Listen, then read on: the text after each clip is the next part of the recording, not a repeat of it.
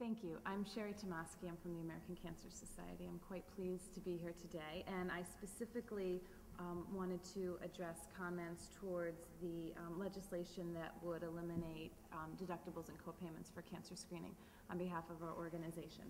And again, my comments I think will be relatively brief, but this is a very important piece of legislation that the Cancer Society strongly supports, and we believe the evidence is robust to justify legislation like this. In the 2010 federal health reform law, the provisions of that law do at some point in time eliminate cost sharing for preventative cancer screening services, and those provisions are phased in over time through a variety of complicated rules. And we know that the law put those provisions into effect immediately within 6 months for Medicare, and in New York, Medicaid already recognized that copays and cost sharing present a barrier to cancer screening and had eliminated those for their clients. So the federal health reform law sort of fills in the gap for the private insurance market.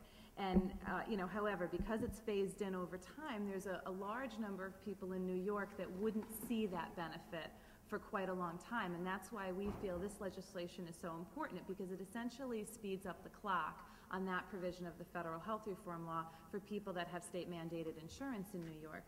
And one of the reasons that one of the many reasons we feel this is important is because, as I said before, the evidence is very strong in support of the fact that women do not access cancer screening services as often when they have cost sharing as those that do not. And so we know that the mammography rate, for example, is about 10% lower among people that have copays as little as $15 or $20.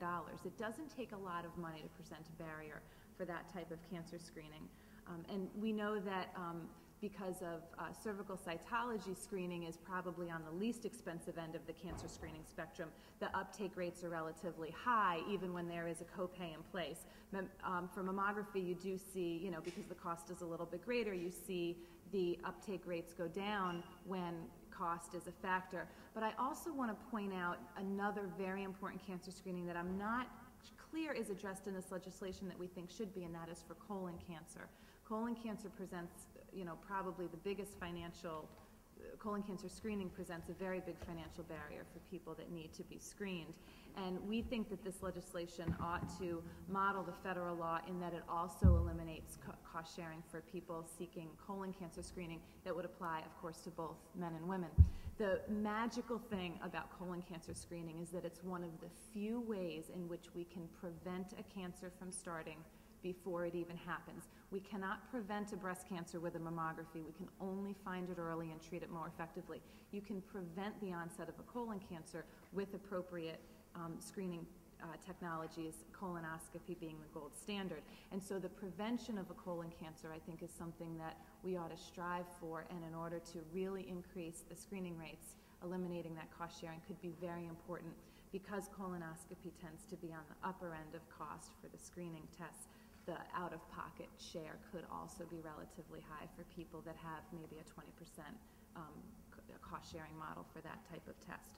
So we'd like to encourage colonoscopy to be part of this legislation, and we strongly support this. We think that it's very important for New Yorkers to see the rates of cancer screening go up, which is the intent of the federal health reform law. It's certainly the intent of the state legislature and the sponsors and the supporters of this piece of legislation. And so we think that that would really maximize the effectiveness of what this bill can do.